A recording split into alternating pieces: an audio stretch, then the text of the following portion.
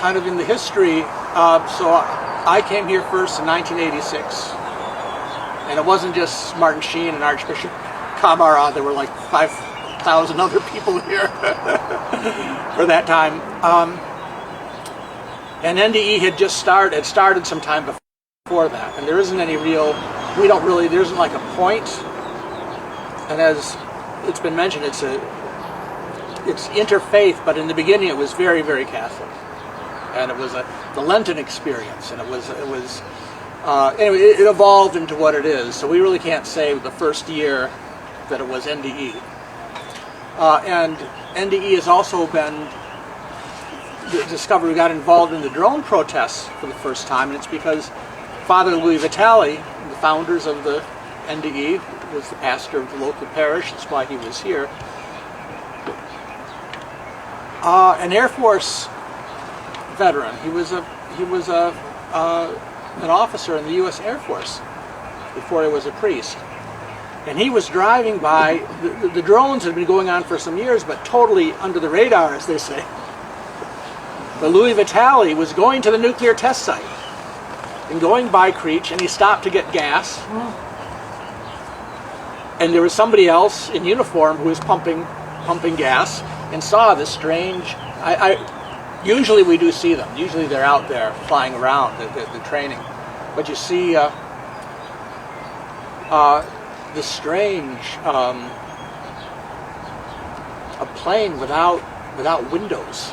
Without even cockpit windows. It's a eerie thing. Said to this Air Force guy, well, what is that? He said, oh, that's a drone.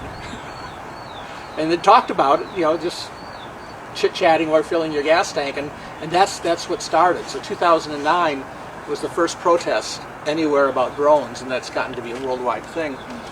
So what's happening with drones, just as the nuclear weapons are tied to Israel-Palestine, is, of course, other people, just like with nuclear weapons, the United States started, and other countries have to get involved.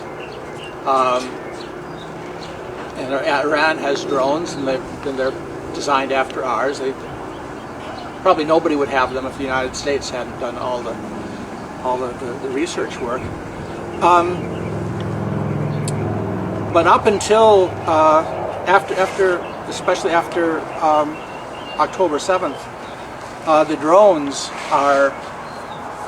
had been used extensively over Gaza,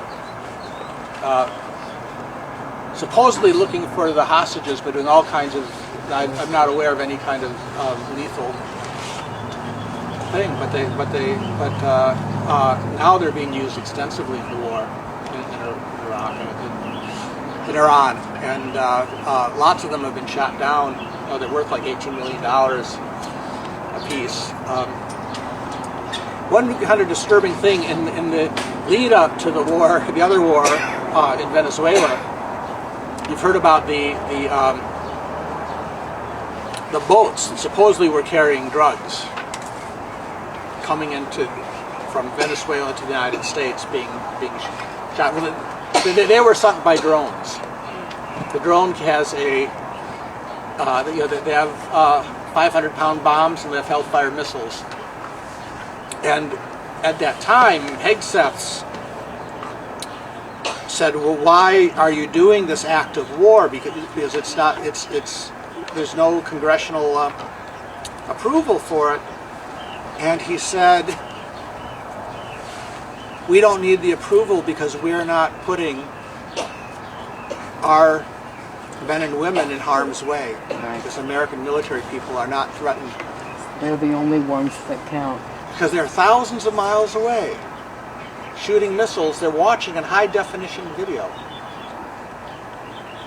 But the damage done to those people out at Creech." Another thing, Father Louis was involved in the flights during the Korean War. He said that with the technology they had then, that they never saw the plume of smoke rise from their bombs because these jet planes are moving so fast.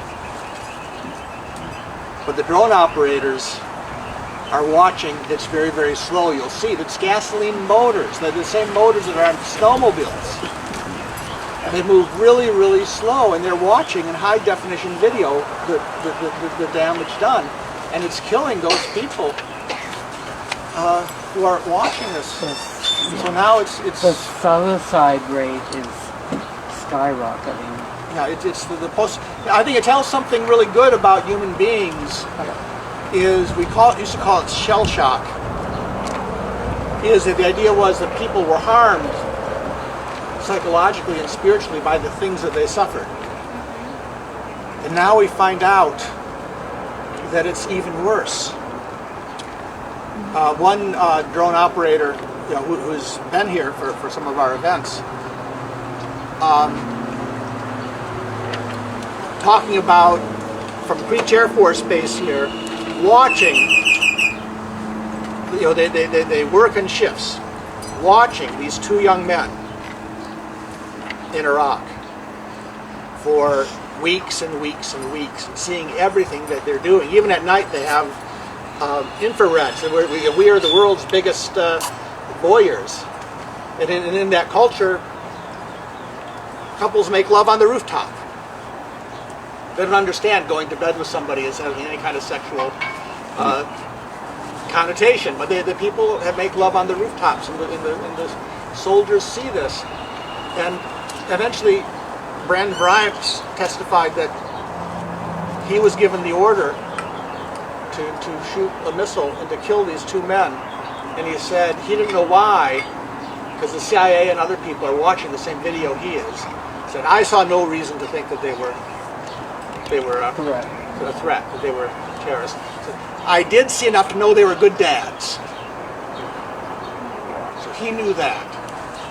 Where soldiers in combat, all they know about the person on the other side is they're shooting at them. But the idea of killing somebody at that distance.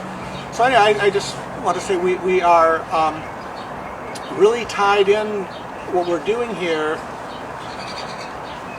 is not, the drones are not just some idea of something that might happen, because these drones are being used right now. And those people we'll see them face to face as they drive in to go to work on the highway, are going to be involved in combat. And we are going to be By remote control. By remote control. And if we decide to step into the road and block them, we're blocking them on their way to combat.